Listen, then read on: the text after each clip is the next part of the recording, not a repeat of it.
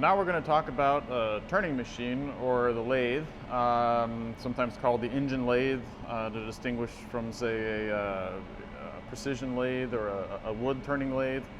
The engine lathe here has, starting from this end, a gearbox, and that allows us to not only change the speed of the spindle and chuck up here, but allows us to also control the rate of feed of the carriage. We'll talk about all these parts in just a second. Both for threading and for getting a nice even surface finish to our part. So starting at this end, we won't necessarily go over the details of how to shift the gearbox and so forth. None of our operations for this lab exercise will involve doing any thread cutting. This way we did do some tapping, but if we were going to cut external threads on say, actually make the little threaded part that goes into our gyroscope frame, we could turn those threads on a machine like this. You can also use a die and do another press forming type operation the way that we did the tapping on there. So starting at this end, we have a speed range selector. Our lathes are variable speed drive, so this knob up here will control the speed of the motor turning. But then there are two gearboxes we switch through between a high range and a low range RPM, similar to what we had on the milling machine. Okay, so to switch the speed of our spindle from the high range to low range, it's a matter of simply shifting this lever over. This will be our high range, and that gives us from 500 to 3000 RPM. We can shift this back through neutral to the low range, and this gives us from about 100 to 500 RPM. Occasionally when you're shifting it, if the spindle's not perfectly lined up, it does have a little trouble engaging those gears. So I can't get it to actually go into the low. And so you actually need to jog the spindle forward a little bit. Like, it usually helps to have two hands.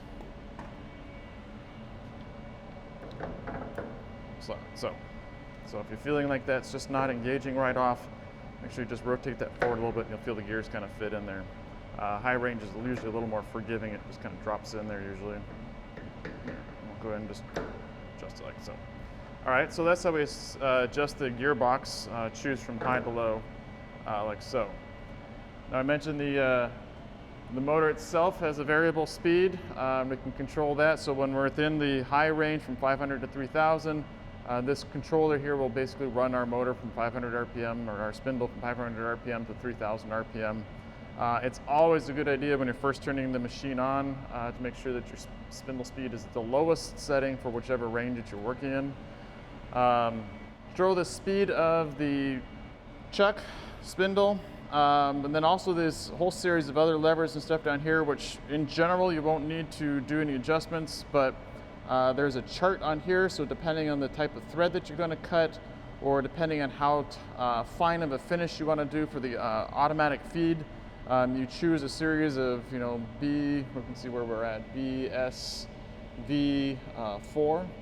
So we're going to basically leave those alone for now. If we're not getting a smooth enough finish when we're doing our cross feed or our carriage feed, power feeds, then we can adjust that and get a little bit finer, or if it's taking too long, we can speed that process up a little bit. Okay, so moving down the lathe, I mentioned a couple of times, this is our chuck on here. This is a 3-jawed chuck. This is your work holding piece here. So whatever we have that we're going to do our operations on, we're going to hold in the jaws of this. Our tooling will get mounted on the tool post here. The tool post is then sitting on top of what's called a compound slide here. This allows you to adjust this guy at various different angles, and there's protracted out down here. We can loosen up these couple of nuts and we can swing that around to whatever angle that we need, and then cut bevels and so forth on a precise angle. Then we have our cross feed here. This allows us to do facing operations, basically to turn down the diameter of the part that we're doing when our bit's in here and cutting. Again, similar to the milling machine, these all have graduated micrometer type scales on here. In this case, each line is indicating 1/1000th of an inch of movement. Anytime you come up to a new machine, you do need to take into account, are these thousandths of a diameter, or are they thousandths of a radius? So we'll need to take that into account. Ours in this case are thousandths of a diameter. Okay, so compound rest, our cross slide, and then our carriage. So this large lever down here moves the entire operation. So this will be doing for longitudinal cuts along the length of our piece.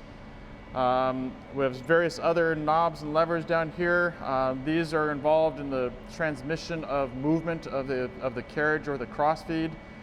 So if we want to do an automated or a machine cut in the longitudinal direction, we would slide this out and flip that lever down. That would engage this thing, and we'll turn the machine on in just a second so we can see those things moving. Pop it in this way to do a cross feed. And if you're going to do any turning, you'd engage this thread here, which is this large Acme thread on here. And this will allow us to move along at a prescribed rate dependent upon our gearbox over there to cut threads of different pitches. Keep that disengaged there. This is a transmission reverse for the gearbox that's in here that allows our cross slide and our carriage feed to change directions without having to change the direction of the entire machine. This little box on here engages with the screw thread on here, and it helps us engage our threads as we're doing multiple passes on a threading pass. This would make sure that you're lined up with the proper thread. You don't cut one thread on top of another one. Again, we won't be doing threading in here, so a lot of these functionalities are intended for threading operations. And again, we won't be doing that, so we won't engage that box on there. Moving our way down here, so everything's riding on these on the bedways here. Precision ground and oiled and lubricated. Press this little lever in here, injects a shot of oil up through the system and keeps everything gliding on that nice layer of oil. Down here we have our tailstock. The tailstock itself can slide forward on these beds, and we'll bring that up for doing drilling operations into the center of our pieces at the other end there. The tailstock itself is composed of a ram that allows us to move whatever we placed in the quill up here in and out. That piece can be locked down so it can't turn. The whole tailstock can be locked down so it doesn't move out of place, and this allows us to do precision drilling. In order to put tool bits into the ram here itself, it's a simple taper lock. So the simplest tool bit that you might use in the tailstock would be a dead center, and this is going to be used for supporting a workpiece that's sticking out of the chuck, and it will actually ride on. We'll cut a small hole using your center drill, and then that'll actually match up with your dead center over here. It actually matches with the live center as well. But your part is actually going to slide and turn on your dead center. The dead center does not move, and usually use a few drops of oil, some lubrication in there to keep your part from going on there, from scoring on there. You can see here on this one, somebody turned a piece on there, didn't have the right lubrication, or their part was too hard, and it actually gouged out the dead center in there. But all these tools use the same basic taper lock fit, and all that means is these will just slide right in there. So I let that rest on the bottom there. It's going to go in about this far, but let it rest on the bottom. Just give it a quick little snap back in there, and that's locked it into place. It's not going to come out there. When you're using a live or a dead center, you're supporting your piece across there. There's generally some force that's going to be pressing against that piece, and that's going to help ensure that taper lock stays seated in there. To release a taper lock, you're going to back the ram out, and there's a little pin in the back of the ram here, and that's going to press on the back of the tool. And when we reach a certain point there, it just sort of pops out, just like that. So talking about support pieces, that was the dead center. This is a live center. They function in basically exactly the same way. It's just that the live center here has got bearings on it, and that it actually spins with your part. So you press that in there, and hopefully you don't get any movement between the live center and your part in there. Again, simple taper fit. It's just going to slide right in there, and that holds it in there. Again, you're going to be pressing your part into there, and that's going to help ensure that taper stays in there. If it stay locked pretty well, you probably won't be able to remove that by hand. So you back the ram up like that. So if we're going to do a drilling operation, we would use a drill chuck. This looks just like the one that you would have on a regular hand drill, or we've seen over on the mill. The main difference is, again, we've got a taper fit on the back there, and this taper has a little tang at the back. That allows us to generate a little bit more force maybe when we're loading the part in there. Make sure the ram's out a couple of turns here, and then there is a slot in the back of the ram that's running horizontally, and I'll insert this tang here vertically, and then that allows me to then press with some reasonable force on the front of the chuck here and rotate, and then drop that in there with some force on there, and that makes sure we get a nice good kind of snap to lock that taper in there. When we're drilling, it's possible for the drill bit to catch in your part some and actually have some forces that are pulling the part out. You want to make sure that your chuck isn't going to release from your taper back here and go moving into your part. So that's locked in there. It comes out the same way. You're going to basically back the ram up, that little pin hits, and then just releases like so. When you first come up to the machine, it should be completely powered down, much quieter now. You don't hear any of the fans running. This is just a light that can be turned on and off, make it easier for you to see that your parts. When you approach the machine, if you're the first one to use it, again, all of these things may be turned off. You'll come up, turn on the lights that you need. To turn on the machine itself, you're going to twist this emergency stop lock, twist lock switch to the right. It'll pop out, and that'll turn your machine on. This switch here is for coolant. We're not going to use any coolant. This is for the light, but this is done manually over here by hand. And then this is our speed selector. I haven't mentioned it on here, the green button is actually what's called the jog button. So if you have loaded something up there and you want to make sure that there's enough clearance for the part that you're going to want to turn, you can press that jog button and it'll just very slowly move the chuck forward a little bit there so that you can see that you're clear of everything. If you're in the high speed range, it'll turn a little bit faster. Don't use the jog button as a way of getting yourself in gear. So if I can't get in there, don't use that jog button to jog it forward. Just try to get it lined up. Again, it helps to use two hands to do this. I don't think I can do it one-handed. There we go. So get it lined up just right. We're in the low range there. Okay, so machine's powered up. Got 0 on our RPM gauge there. We'll turn on our digital readout up here. Give it a moment to calibrate. Now that the machine is powered, to actually turn the motor on and off, there's this lever over here. Good idea to think of the lever as moving in the direction that you want the lathe to rotate. Just like with the milling machine, it's easy to put it into reverse, and if you're trying to reverse cut something, you'll destroy your bit, probably your part. Okay, stepping over this way, to turn the motor in either the clockwise or counterclockwise direction, we can use this lever down here. If we pull out and lift the lever up, our spindle is going to go in that same direction, and so looking at the spindle from the end here will be in a clockwise direction. That's actually reverse of most lathe cutting. Most lathe cutting is going to have the spindle coming over towards you. The top of the spindle will be coming towards you. So in that case, we're going to pull the lever out. So you can see this down here. So this lever pulls out, engages downward.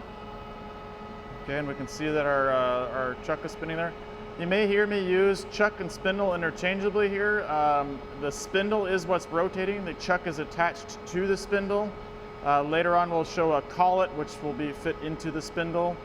So I use those two terms interchangeably usually when we're working on the lathe. There are three ways really to stop the lathe at this point. The best and most common way would to just be return that lever to the original position. Now if you notice, I lift this out and lift up. It's going to rotate our spindle in the opposite direction. Again, we can return that to neutral. The other way two other ways of stopping the lathe, if it's running, there's a foot brake down here. This large bar that runs all the way across the bottom of the machine is a foot brake.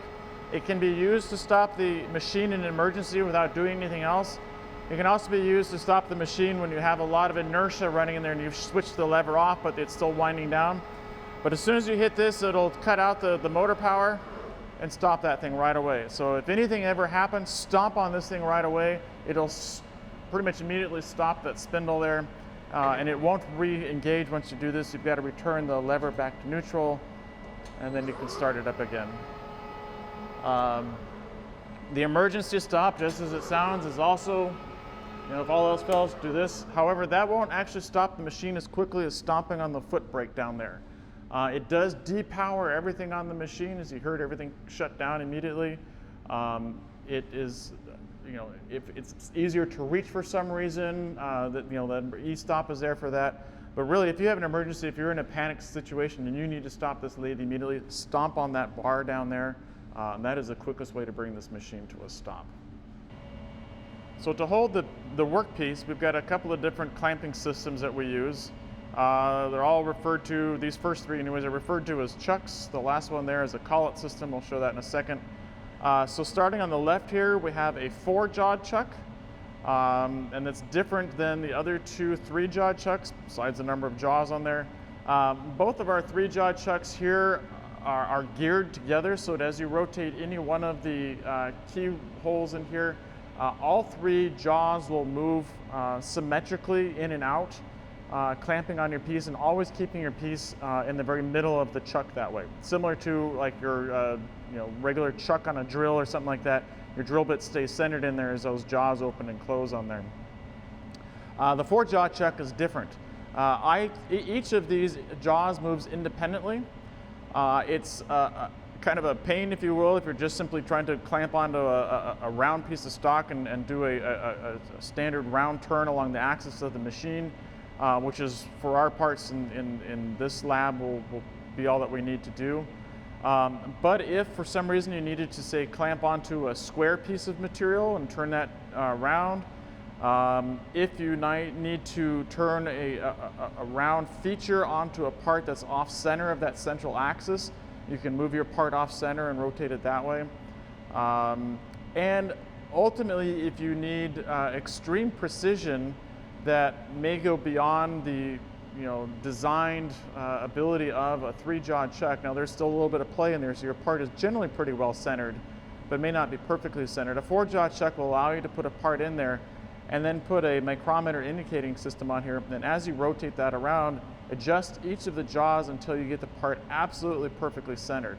Also, say if you've turned a part on a machine that is in some way off-center to begin with, you can compensate for that on a 4-jaw chuck because you can move that center of axis around a little bit on the face of the chuck.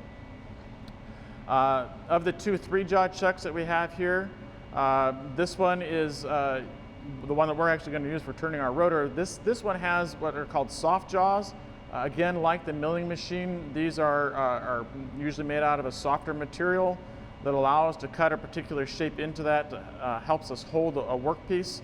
The rotor piece that we're going to hold to do for our gyroscope is a very thin disc to begin with, and it doesn't have the sort of profile that we like to usually see. So if you're going to hold a piece that's going to stick out of the jaw, you want to make sure that there's maybe 30% at least or more still inside the chuck that you've got a good grip on.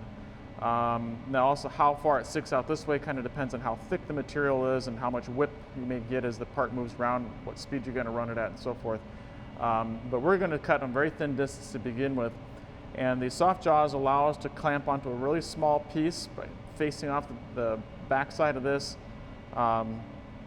It also should allow us a little bit of extra precision, because if there is any off-center movement of the chuck itself, we will kind of cut that off-center tendency, if you will, into the jaws themselves. And so when we load our piece in there, everything should be concentric with the chuck itself. Lastly, we have down here, we have our collet. This guy here is, again, really similar to the collet that we use in the milling machine. This is basically just an example of the collet. This piece right here is the collet itself, and it gets loaded into the spindle of the lathe. And essentially on the backside, little part cams out there, and that locks your part in there. Just like with the milling machine, whatever you're going to clamp into that collet needs to be very, very close to the nominal value that's on that collet. So in this case, we've got a 3/16 piece of stock material that's been clamped into a 3/16 collet. Unlike the chucks, which allow us to, essentially an infinitely variable range of sizes within the ability of the chuck to hold on there. To load our workpiece into the chuck, we're going to use our chuck key.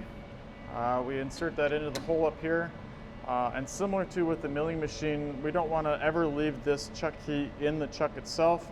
If we were to turn the machine on, this would come flying out, and it's a hazard for yourself and probably anybody else in the shop as well. So, good rule of thumb is don't take your hand off of this when it's in the chuck. There's no reason to. To load your part in there, we're going to go ahead and rotate this around. As I mentioned before, those 3 jaws will all move together. They're on a geared mechanism. So we can put our part in there, rotate that around to we're snug, and just reasonably snug on there is good. Always take that out, and our part is loaded up. Okay, next we're going to want to go ahead and load a cutting tool onto our tool post. It's generally a good idea to load your part before loading the tool on there. The tools can be quite sharp, and if you have a sharp piece sitting out there as you're moving your hand in and out there, you can catch yourself on the edge of that sharp tool. You may see me just move this back out of the way a little bit and give myself a little more clearance to do that as I load and unload parts, but it's a good rule of thumb. All right, so I've got my cutting tool here, and I'm ready to go ahead and make some cuts on this part here. Well, this is actually a model that we use to represent what the shape of your tool bit, cutting bit should look like. These angles in here are important to reduce the amount of chatter, to get good clearance of your chips and so forth. There are a lot of specialty shaped tools that we will use and different shapes in this, but this is your most standard shape for cutting with your lathe. So which camera looks better on there? Let's see it from this end. Right. So this is a right-hand turning tool, as it says on there. And this would be similar to the way a wood lathe works, except you'd have a piece of wood in there and you'd be holding a big piece of metal. They just have a little rest on here that you hold on to with that. No precision movements or anything like that. So, okay, so we have our giant wooden model of a cutting tool bit there. It might make it a little bit easier to see. There's our actual tool bit ground out of high-speed steel. That mounts onto these little dovetails on there, and then that tool locks in by rotating this handle around like so. If we need to adjust the angle of this tool bit, and in this case we would, we have a wrench for that. Loosen this crown nut up here, and we can rotate that entire tool post to get a good angle in there. If we're doing a turning or a facing move, we'll have this at a little bit different position depending on which type of cut that we're actually doing. And we're going to go over that in just a little bit when we actually start cutting our rotor for our gyroscope. So once you've loaded the cutting tool itself into the tool post, you'll notice there's a height adjustment on here, and we need to make sure that the cutting point, the business end, if you will, is right in center with the alignment with the center of the axis of the part that you're turning. If it's a little bit low, then the part itself is going to kind of want to walk up onto your bit a little bit, which can lift the part out of the jaws and cause it to go flying. If it's considerably too high, then you actually might miss the cutting surface completely and find that you're actually rubbing on the front side of the cutting bit rather than doing any cutting. So a handy way to get yourself generally set on that is to use your good old machinist scale here. And what we can do is actually just place this in here. It's not the way you're probably thinking that we would normally use this, but if you sort of hold that in there and just gently press your cross slide with your tool bit on there, you notice that the machinist scale is not sitting vertically on there. So this tells us that our cutting bit is a little bit low of center. So I'm going to back that out, and I'm going to actually raise our bit a few turns here. I'm going to check it again. Still a little low.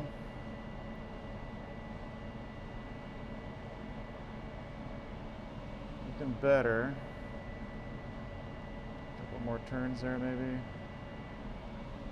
I think I can do better than that.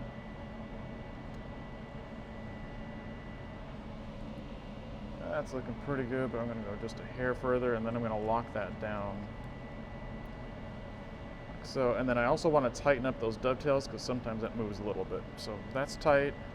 We're going to come back, pinch that in there, and that looks reasonably good. What we'll do now is we'll take a face cut, which will allow us to cleanly swipe across this face here, and if we leave any sort of center on there, then we know that we're either too high or too low. So let's go ahead and do that. In order to get a good face cut, I want to rotate the bit from where it is now, which is in a longitudinal cut or lengthwise cut. And we can rotate our tool post without changing the height of that bit. So I'm going to rotate it this way just a few degrees, tighten that back down. All right, I'm cutting an 1.5 inch piece of aluminum with some high-speed steel, so I'm going to work in the high range. RPMs are low. And we're going to turn this on here. So we're not measuring anything out at this point, so I'm just going to bring the carriage forward until I touch off on the surface. There we go. And then by hand, I'm just going to roll this wheel in like so. And we'll see when we get to the center if we're a little high or a little low. I think we're just a little high. I'm going to go ahead and stop that. Bring this off. And come up right up to the point there, and you'll see that the tip of my tool is riding just above the center of the part that we just turned. So I'm going to go ahead and loosen this up. And we're going to bring that down. Oops, bring it down. A few spots. Check it again. Now I think I'm just a little bit low. Once you get this set on the part that you're working on, whatever bit that you're working on, you don't need to do it again, but you do need to do it the first time. So that looks pretty close to center. Let's try that again. So I'm going to come in, just touch off, back out, and go in.